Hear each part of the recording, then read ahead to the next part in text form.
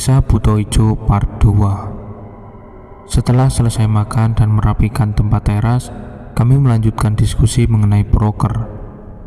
Tik, kamu baik-baik saja? Nggak apa-apa Bu, ada apa emang?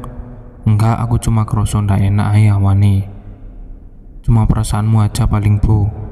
Iya mungkin, semoga tidak ada apa-apa. Iya, amin. Suasana malam yang sunyi, serta hawa dingin yang semakin menusuk membuat kami mengakhiri diskusi untuk malam ini. Dalam perjalanan menuju kamar, kucium aroma dupa dan bunga kenanga saat melewati kamar Bu Lurah. Kebetulan, kamar Bu Lurah berada di tengah-tengah rumah. Tik, ayo, ucap Ika. Duluan aja, ucapku pada teman-teman. Aku terdiam, mencoba menajamkan indera penciumanku. Apa benar wangi ini berasal dari kamar Bu Lurah? Saat itu pula, wangi itu pun semakin menguat. Mendadak, bulu kuduku berdiri. Ketika ingin melangkah pergi, tiba-tiba Bu Lurah keluar dari kamar. Di dalam sekilas tampak gelap. Naatik, ada apa? Ada yang bisa Ibu bantu? Enggak Bu, cuma tadi cium bau wangi aja. Oh, mungkin dari dupa yang Ibu pasang di depan. Nggih Bu. Ibu, tadi saya lihat sosok genderuwo di belakang kamar mandi. Apa memang ada? Bu Lurah tersenyum sambil berkata pelan. Oh alah, sudah ngerti toh. Itu cuma menyambut Naatik. Selama kamu nggak aneh-aneh di desa ini, dia tidak akan mengganggumu. Oh iya, itu bukan genderuwo. Itu namanya Buto Ijo. Bagaimana Bu? Ucapku menangis lirih. Wis tenang, awakmu bakal aman. Yang penting kamu nurut sama Ibu. Gak usah cerita ke teman-temanmu ya, biar mereka nanti tahu sendiri, ucapnya tenang. Sekarang segera balik ke kamar Yandu, sudah malam. Aku hanya diam tanpa membalas ucapannya. Sesampainya di kamar, aku langsung membaringkan tubuhku. Teman-teman menanyaiku ada apa. Aku cuma menjawab sudah mengantuk dan kedinginan. Dalam hati, aku ingin sekali pulang, tapi aku juga tidak tega meninggalkan teman-temanku di sini. Sedangkan Bu Lurah mulai menunjukkan siapa dirinya. Pagi-pagi sekali aku terbangun karena adzan subuh yang kudengar sangat lirih. Kulihat Ika, Wulan, dan dia masih tidur berselimut. Kuberanikan turun untuk melaksanakan sholat subuh, walau harus ke kamar mandi sendirian. Sampai di sana, bayang-bayang Buto Ijo kemarin masih sangat terbayang. Keadaan memang cukup gelap di kamar mandi, karena penerangan hanya ada di pintu dapur sebelum keluar ke kamar mandi. Itu pun hanya menggunakan lampu dop 5 watt. Alhamdulillah, tidak ada gangguan sampai pagi menjelang. Kita semua bersiap untuk beraktivitas. Namun, wajah Fajar terlihat seperti orang yang kurang tidur. Kamu ndak apa-apa, kok pucat? Tanya Ika. Aku tadi malam seperti mimpi, ketindihan sosok besar. Matanya merah.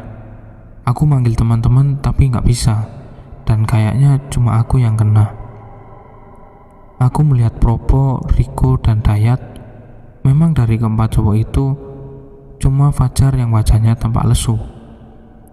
Kalau tidak enak badan, mending istirahat di rumah Jajar, sahut Ika.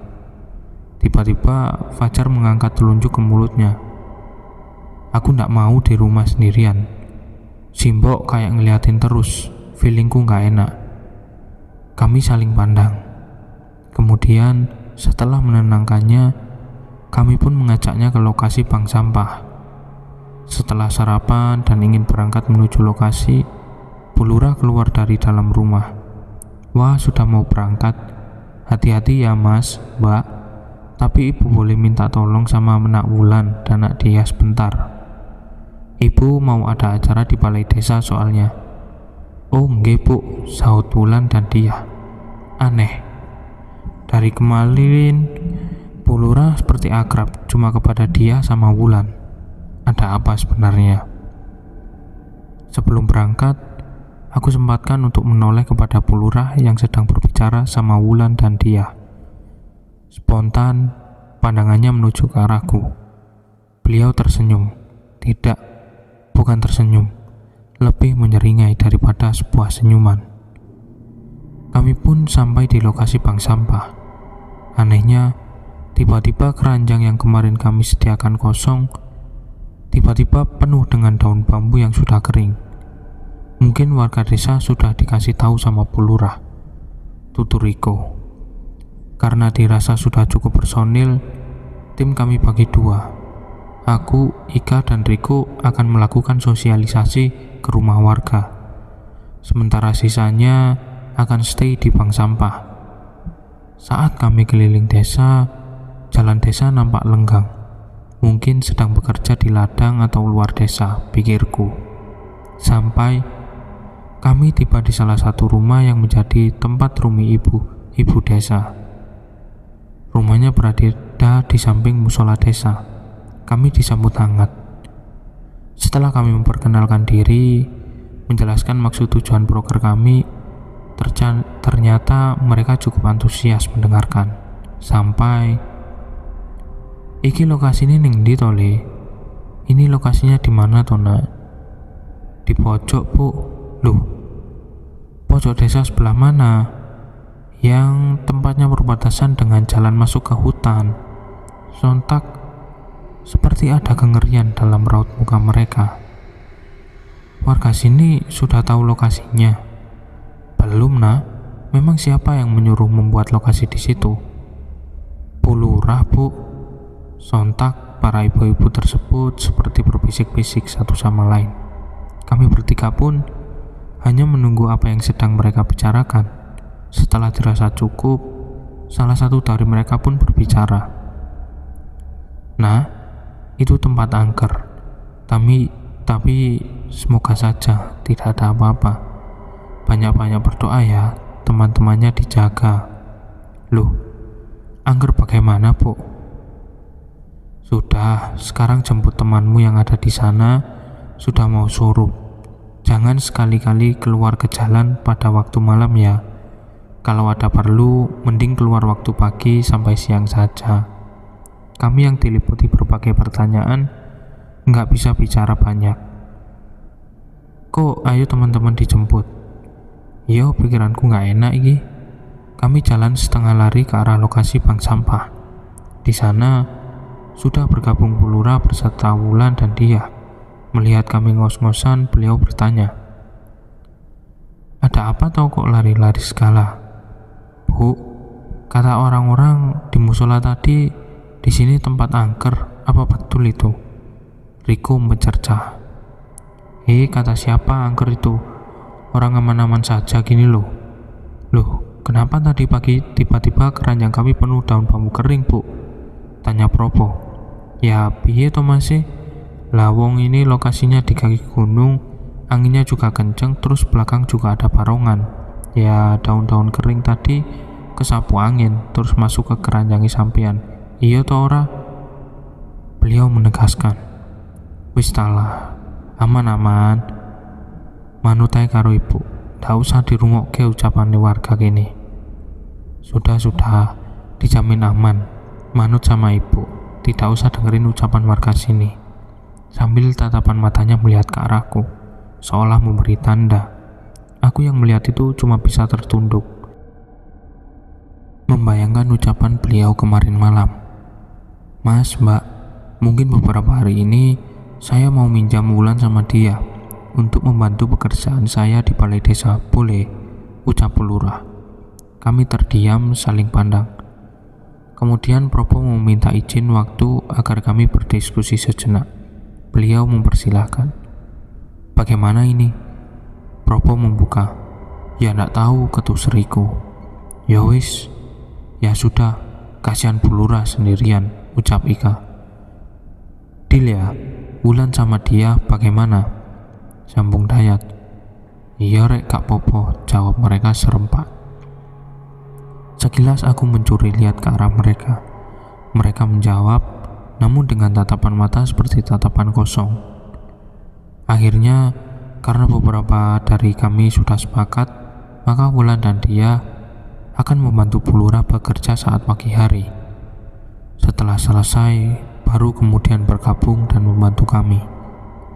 Singkat cerita, seminggu berjalan proker kami bisa dikatakan kurang bekerja secara maksimal. Pasalnya, banyak warga yang kami temui merasa enggan untuk menyetorkan sampahnya ke bank sampah kami. Dengan berbagai alasan, mulai dari punya pembuangan sendiri, dibakar sendiri, sampai ada yang bilang sudah punya pengepul sampah sendiri. Malah yang meramaikan bank sampah kami adalah orang-orang yang kami jarang lihat dari desa ini. Ketika ditanyai dari mana mereka berasal, mereka hanya menjawab suruhan dari Bu Lurah yang berasal dari dusun sebelah. Kami yang tak mau ambil pusing pun langsung bekerja senormal mungkin untuk mengambil dokumentasi sebanyak mungkin. Minggu pertama benar-benar kami lewati dengan keadaan mental yang naik turun. Setiap malam ketika kami menyusun laporan, terlihat bagaimana Wulan dan dia sudah semakin akrab dengan Bu Lurah. Kemana-mana mereka selalu bertiga. Bahkan pernah beberapa kali Wulan dan dia masuk kamar Bu Lurah dan menemani beliau tidur. Dan setiap kali kami lewat depan kamarnya, bau dupa dan kembang kenanga menusuk sangat menyengat. Tidak ada satu orang pun yang berani mengetuk atau bertanya kepada Bu Lurah apa yang beliau lakukan di dalam kamar, bahkan oleh Simbok sendiri. Sementara itu, sosok Butoijo yang kutemui di belakang kamar mandi kini mulai berani menampakkan dirinya secara intens. Sore itu dingin sekali. Sehabis mandi, aku dan Ika melakukan sholat. Waktu Ika sedang mau sholat, aku izin terlebih dahulu naik ke kamar karena memang kedinginan. Saat aku kembali naik melewati pintu dapur, kebetulan pintu dapur masih terbuka. Saat akan menutup, sosok itu menyeringai dari rimbunnya pohon bambu. Sambil berteriak, dia berlari ke arah kamar, memelukku kemudian menangis jadi-jadinya. Saat kutanya ada apa, ia kemudian bercerita. Aku pun secara tidak langsung kembali teringat sosok itu. Ayo pulang Tik, aku takut di sini. Yang kuat, tinggal sebentar lagi, dikuat-kuatkan. Berdoa sebanyak mungkin, hiburku. Yang lebih menjengkelkan adalah di saat kami berdua ketakutan seperti itu, baik Bu Lurah, Wulan, dia, dan Mbok Yem seperti gak peduli mendengar kami menangis di kamar atas. Seolah-olah hal tersebut memang hal biasa terjadi di desa ini. Bersamaan itu pula, nasib apes silih berganti mendatangi kami. Baik Propo, Dayat, Fajar, dan Riko silih berganti mengalami ketindihan ketika tidur malam hari. Efeknya, saat mereka melaksanakan proker, mereka selalu gampang kelelahan dan mudah mengantuk. Kejadian janggal selanjutnya adalah ketika bak sampah selalu penuh dengan daun bambu terjadi setiap hari. Bahkan, kadang kami seperti menemukan bulu-bulu halus berwarna hijau.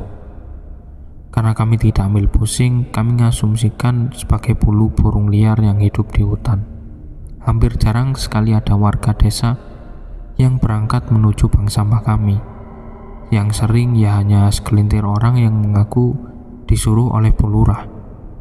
Entah bagaimana nantinya kami memaparkan hasil proker kami ini.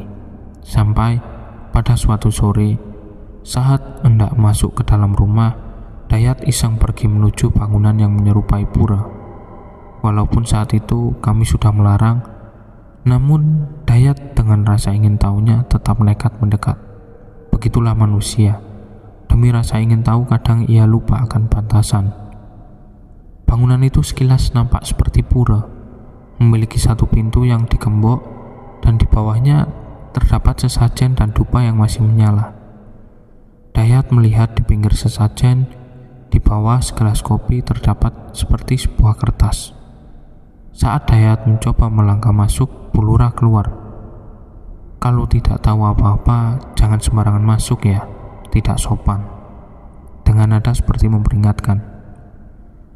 Akhirnya Dayat beringsut mundur. Ia meminta maaf pada Pulura.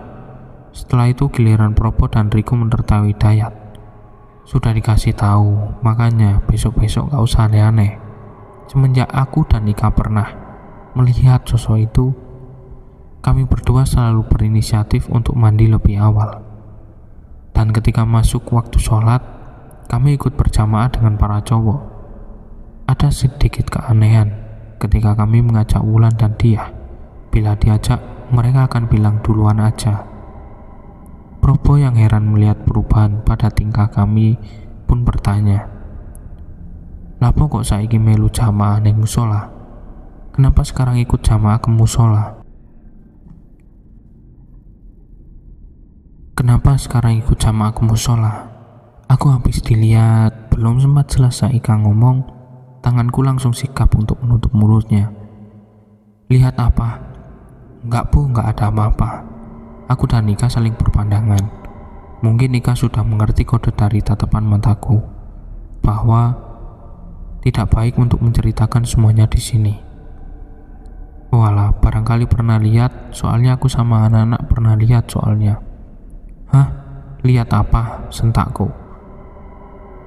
"Shh, jangan keras-keras, nanti kedengaran penunggunya sini."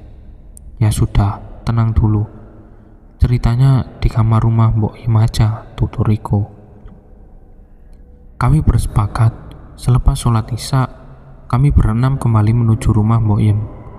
Suasana jalan yang sunyi membuat siapapun yang lewat agak ngeri. Setelah sampai, Probo membuka. "Siapa dulu yang mau cerita, Jar?" "Sak mariku ketindian kae." Sebenarnya setelah ketindian, hampir setiap mau tidur aku gak bisa tenang. Hawanya bikin gerah. Padahal kulihat yang lain selimutan. Pernah aku haus terus pergi ke dapur. Lalu tiba-tiba aku lihat wujud bayangan besar berlari keluar. Aku gak jadi minum terus balik ke kamar. "Kamu bagaimana, Ko?" cetus Fajar.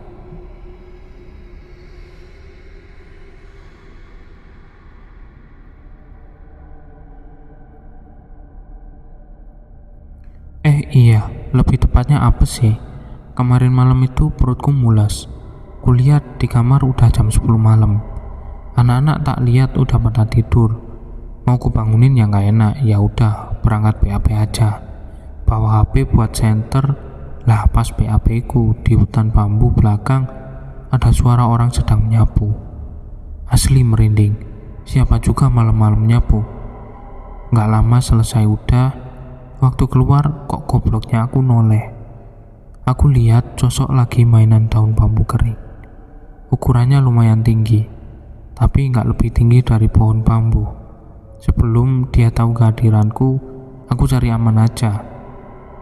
Antara ngeri sama nahan tawa sih kalau dengar ceritanya Riko. Aku penutup ya, soalnya ceritaku sama Probo di tempat yang sama soalnya, ujar Dayat. Kami duduk menyimak.